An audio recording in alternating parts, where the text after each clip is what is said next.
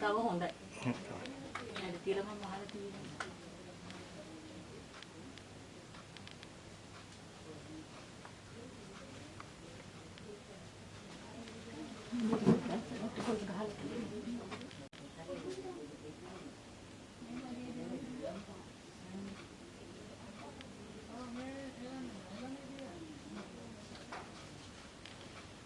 ඉන්නේ ඉස්සරහට ඇවිල්ලා මේ වගේ වැරදි වෙලාවක ඉන්නවයි කියලා. පෙන්නන්න ඕනේ එහෙම. තාත්තා තාත්තට මෙහාට එන්න මෙතනට. ඔය ඉන්න. ගමේ කට්ටියක් ඉන්නවද පෙන්නන්න ඕනේ. ඉන්න මම පෙන්න.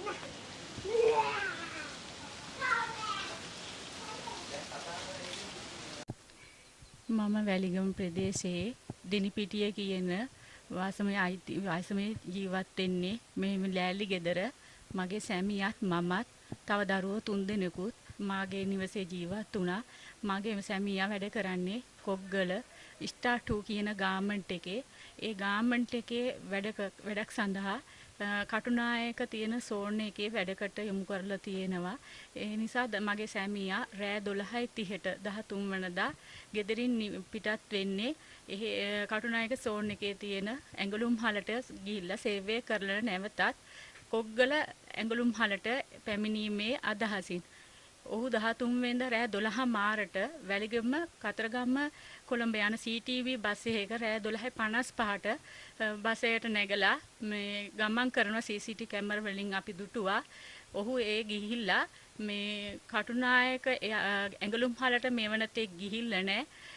එදා ඔහු ගිහිල්ලා 6යි කාල වෙනකොට ඔහුගේ ෆෝන් එක කොළඹ ගෝල් ෆේස් එක ලේක් හවුස් ආයතනය ළඟදී වැටිලා කෙනෙකු ඇහිඳගෙන තියෙනවා.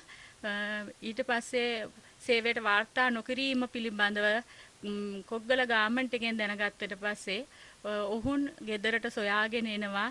මොහු ගියේ නැද්ද කියන එක පිළිබඳව සැකයක් ඇතිවලා ගෙදර ඇතේ කියලා මේ සැකයෙන් අපේ ගෙදරට සොයාගෙන එනවා. ඒ එන්නේ 12යි කාලට එදා. එනකොට මම ගෙදර ඉඳලා මගෙන් ඇහුවා නිශ්ශංක මගේ මහත්තයාගේ නම නිශ්ශංක ගියාද කටුනායක වැඩට කියලා. මං කිව්වා ඔව් සර් 12 මාරට ගියේ ගෙදරින්. ඇයි සර් කියලා අහනකොට එයා තාම එහෙට ගිහිල්ලා නැහැ. අපි හිතුවේ ගෙදර ඇති කියලා. ඒත් ගෙදරත් නැහනේ. මේ අපේ වැඩපළෙත් නැහැ. එහෙට ගිහිල්ලත් නැහැ. ෆෝන් එකත් මෙයාගේ ඔෆ් කියලා ඒ මහත්තයා මට කිව්වා. ඊට පස්සේ මමත් දුවත් එකතු වෙලා කොළඹ තියෙන අවට පොලිසිය වලට කතා කරා. ඒ වගේම හොස්පිටල් වලට කතා කරලා මහත්තයට යම් කරදරයක් වෙලාද කියලා බැලුවා. එහෙම කරදරයක් වෙලා නැහැ. ඊට පස්සේ මට සැකයක් ඇති වුණා මහත්තයට යම් කරදරයක් වෙලා ඇතේ කියලා. මම ඉක්මනින් ක්‍රියාත්මක වෙලා වැලිගම පොලිසියට ගිහිල්ලා මේ බව ප්‍රකාශ කරලා පැමිණිල්ලක් එහි සටහන් කරගත්තේ යාලා. ඊට පස්සේ දවසේ මම ආපහු කොළඹ ගියා. තව මගේ මහත්තයාගේ අම්මත් තවත් ඥාති කෙනෙක් සමග මම කොළඹ ගිහිල්ලා මම පිටකොටුවේ පොලිසියටත් මේ ගැන කියලා එයාලා කිව්වා මේක ලේක් හවුස් එක ළඟදී වැටිච්ච ෆෝන් එක අන්නේ නිසා ඔයාලා ගිහිල්ලා කොටුවේ පොලිසියට දැනුම් දෙන්න කියලා කොටුවේ පොලිසියටත් මම ගිහිල්ලා ඒ බව ප්‍රකාශ කරාම වැලිගම පොලිසියෙන් පැමිණිලා ලියලා තියෙන නිසා ෆෝන් එක අතුරුදහන් වීම පිළිබඳව ඇහිඳගත පිළිබඳව විතරක් මාගෙන් පැමිණිල්ලක් සටහන් කරගත්තා. ඊට පස්සේ මම ගෙදර ආවා. ගෙදර ඇවිල්ලා ඉතින් මම පොලිසියට නිතර යනවා. මේ අදට දවස් 8ක් වෙනවා මහත්තයා ගෙදරින් ගිහිල්ලා. එයාට වෙන කිසි ප්‍රශ්නයක් නැහැ. වෙනදත් ওই වගේම මහරගම යනවා. එයා රෙදි බිස්නස් එකට රෙදි ගේන්න. ඒ ගිහිල්ලත් එනවා. කිසි කරදරයක් උනේ නැහැ. ඒත් මේ සැරේ මේ වැඩපලේ වැඩකට ගියේ ට්‍රාන්ස්පෝර්ට් එකක් නැහැ. පාර බස් එකේ යා ගියේ. මේ වනතෙක් අදට දවස් 8ක් වෙනවා. මේ වනතෙක් ඔහු ගැන මට තොරතුරක් නැහැ. අපි ජීවත් වෙන මේ ප්‍රදේශයේ තවත් මේ වගේම මාස 6කට කලින් මේ වගේම සිදුවීමක් අවුරුදු 29ක සහෝදරයෙකුට සිදු වෙලා තියෙනවා. ඒත් මේ වගේම ෆෝන් එක යාගෙත් කොළඹ වැටිලා තියෙනවා. එයාත් වැඩ කරන්නේ කොළඹ ප්‍රදේශයේ. ඔහු අමතලා තියෙනවා දෙමව්පියන්ට මම නිවාඩුව හම්බ වුණා. මං ගෙදර එනවා කියලා. මේ මාස 6ක් වෙනවා ඒ සිද්ධිය වෙලත් ඒ ළමයා තාමත් මෙවනතෙක් ගෙදර ඇවිල්ලා නැහැ. ඒ වගේම මගේ සැමියාත් මෙවනතෙක් නැහැ. මට දරුවෝ 3 දෙනෙක් ඉන්නවා. දරුවෝ දෙන්නෙක් ඉගෙන ගන්නවා. මම ජීවත් වෙන මේ නිවසත් ලෑලි නිවස මෙයත් තෙමෙනවා. මට මේ හදා ගන්න තුමනාවෙන් හිටියේ අසරණ වෙච්ච මගේ මේ පෞල් ජීවිතය මගේ සැමිය නැතුව මම තවත් අසරණ වෙලා ඉන්නේ. ජනාධිපතිතුමනි ඔබතුමා අපි ගැන සොයා බලන්න මේ විදිහේ දේවල් වෙන්නේ සමාජයේ යම් දෙයක් ඇති. ඔබතුමා මේ ගැන සොයා බලලා ඉක්මනින් අපට සහායක් ලබා දෙන්න. මගේ සැමිය සොයා දෙන්න. ජනාධිපතිතුමනි ඔබට ස්තුතියි. මගේ සැමියා මගේ දරුවන්ගේ තාත්තා මට ඉක්මනින්ට සොයලා දෙන්න. අනේ අපි අසරණ වෙවි නැත්නම් ඉක්මනින් මගේ සැමියා සොයා දෙන්න. මමත් ගෘහණියක් මමත් රැකියාවක් කරේ නෑ. මං දරුවෝ දෙන්න බලාගෙන හිටියේ. ලොකු දියණිය විවාහකයි. එයාටත් දියණියන් දෙදෙනෙක් ඉන්නවා.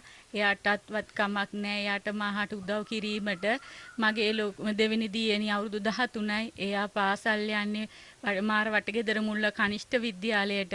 පුතාට අවුරුදු 6යි. එයා එක ශ්‍රේණියේ ඉගෙන ගන්නේ. මගේ සැමිය විතරයි රැකියාවකට ගියේ. ඔහුගේ රැකියාවෙන් තමයි අපි යපුනේ.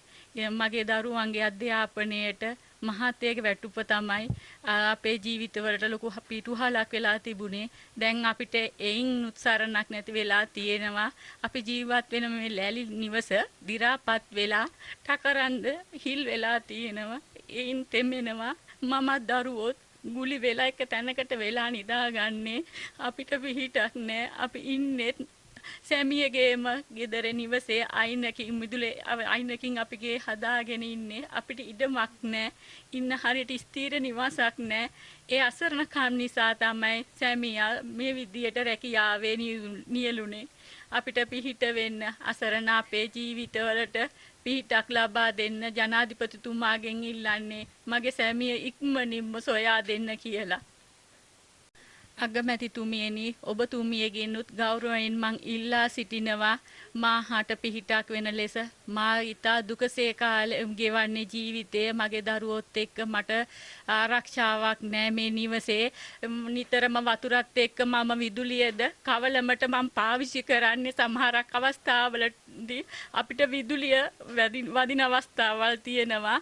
එහෙම අනාරක්ෂිත ජීවිතයයි අපි මේ නිවසේ ගත කරන්නේ. අනේ අග්‍රාමාත්‍යතුමනි ඔබතුමියගේ අවධානය අප වෙත යොමු කරන්න. මාහට පිහිටක් වෙන්න කියලා ඔබතුමියගෙන් අනේ පින් සිද්ධ වේවි අපිට පිහිට වෙන්න කියලා ගෞරවයෙන් ඉල්ලා සිටිනවා. මේ දුටු යම් කෙනෙකු ඇත්නම් මාගේ සැමියා ගැන තොරතුරක් දන්නවනම් වාහම මාගේ දුරකථනයට දැනුම් දෙන්න. නැත්නම් ළඟම තියෙන පොලිසියට දැනුවත් කරන්න. පින් සිද්ධ වේවි. මගේ සැමියා කොළඹ ප්‍රදේශයට ගමන් කරන වෙලාවේ හරි එයා අතින් යම් වරදක් වුණා නම් නැත්නම් ගැටුමකට ඔහු මුහුණ දෙන්න උනා නම් ෆෝන් එක ගනිද්දි හරි එයා ගැටුමකට එතෙන්දීපත් උනා නම් අනේ ආව හිර කරගෙන ඉන්නවනම් අසරණාගේ දරුවෝ 3 දෙනා වෙනුවෙන් අසරණ අපේ ජීවිත 3-4 වෙනුවෙන් මම මේ අසරණතාවයටපත් වෙලා ඉන්න වෙලාවේ අසරණ අපි තවත් අසරණතාවයකටපත් නොකර පින් සිද්ධ වේවි දෙක එකතු කරලා මම වැඳලා කියන්නේ. එහෙම හිර කරගෙන ඉන්නවනම් අනේ මගේ සැමියා ඉක්මනින් එවන්න. ඔයාලට පින් සිද්ධ වේවි. මගේ සැමියා මගේ දරුවන්ගේ තාත්තා ඉක්මනින් එවන්න. දරුවොන්ට හවුහරණක් තිබුණේ ශක්තියක් තිබුණේ. ඒ පියා විතරයි ඔහුගේ වැටුපෙනුයි අපි ජීවත් වුනේ. අනේ මගේ දරුවන්ගේ අධ්‍යාපනයක් කඩා වැටේවි. ඉන්න නිවසක් නැති අපට තවත් අසරණ වෙනවා. නිසා මගේ සැමියා ඉන්න තැනකින් හිර කරගෙන ඉන්නවනම් ඔහුව නිදහස් කරලා අපි ගාවට එවන්න. පින් සිද්ධ වේවි. සනන්දි සංඝ කියන්නේ මගේ අක්කගේ පුතා. එයා දැන් අතුරුදහන් වුණේ 14 වෙනිදා. එයා ඉන්න තැනක් තියෙනම් අපිට කොහොමද දන්නන්නේ මේ ළමයිට ජීවත් වෙන්න විදියක් නැහැ, ඉස්කෝලේ යන්න විදියක් නැහැ. එයා දැක්ක කෙනෙක් නම් අපිට ඉක්මනින් දන්නවන්න ඕන ජීවත් වෙන්න හරි අමාරුවෙන් ওই ගාමන් රස්සාව කළා තමයි ජීවත් වුනේ. ඉතින් හැමදාම අපේ දා ඉඳන් තාම බලාගෙන යනවා. හැම දෙයක්ම කරනවා. දකින කෙනෙක් ඉන්නවනම් මේ දුක බලලා මේ ළමයිත් තුන් දෙන්නගේ අම්මගේ දුක බලලා කොහොම හරි අපිට දැනුම් දෙන්න. මොකද දන්නවයි නැත්තම් ජීවත් වෙනවත් විදියක් නැහැ ළමයින්ටයි අම්මටයි. ළමයි දෙන්නයි අම්මයි ජීවත් වෙන්නේ හරි අමාරුවෙන්. ඒ පවුල් දෙක අතරේ කිසිම මේ සල්ලිකාර පවුල් නෙවෙයි. සාමාන්‍ය පවුල් දෙක දෙන්නෙක් ජීවත් වෙන්නේ. ඒක නිසා කොහොම හරි අපි කියන්නේ මෙයා කොහොම හරි ඉන්න තැනින් කවුරු හරි රඳවගෙන ඉන්නවනම් ওই ෆෝන් එකේ තියෙන මේවා ඉන්නවනම් කොහෙන් හරි මෙයා ගෙනත් දෙන්න කියලා තමයි අපි කියන්නේ. මේගොල්ලන්ගේ අසන්නභාවය බලලා මේගොල්ලෝ විඳින දුක බලලා අපිට තේරෙනවා මේ අපේ ගෙවල් කිට්ටු හින්දින්නේ මේගොල්ලන් දුක් විඳින්න. ඒ ගෑනු මේ බිරිඳ තියෙන වේදනාව දන්නවා අපි විතරයි. අපි ඒගොල්ලන්ට තමයි ඒක නිසා හිතන්න පොඩ්ඩක් කවුරු හරි දන්නවනම් මේ ගැන හිතලා කියලා අපිට ඕන මෙයා ගැන දැනුම් දෙන්න අපිට. කමන්න කවුරුන කොහේ හරි රඳවගෙන ඉන්නවනම් මේ ගැන දුක හිතලා බලන්න. කරුණාකරලා බලන්න ටිකක්. මොකද දන්නවද මේක ළමයි බිරිඳ ගැන දන්නේ මම අපි තමයි. අවටින් අපි දන්න ඕගොල්ලන් දන්නේ නැහැ. දන්න කෙනෙක් අපි මේකේ ඉඳවලා අහලා හොඳට අහන්න. ජනාධිපතිතුමා වුණක් කන්නේ අපි ගින මේ දෙයට හොඳට උන්කන් දෙන්න ඕනේ. උන්කන් දීලා බලලා මේ පවුල ගැන පොඩ්ඩක් හොයන්න. ඔයලා මේ පවුලට මොකක් හරි අරන් දෙන්න අපිට. ජනාධිපති මාමෙන් අපේ තාත්තා හොයලා මොන හරි කියන්නම් කියලා. ඒ කියන හරියට මොන හරි කියන්නම් කියලා. දෙහියේ. අක්කට මොන හරි කියනවා කිව්වා.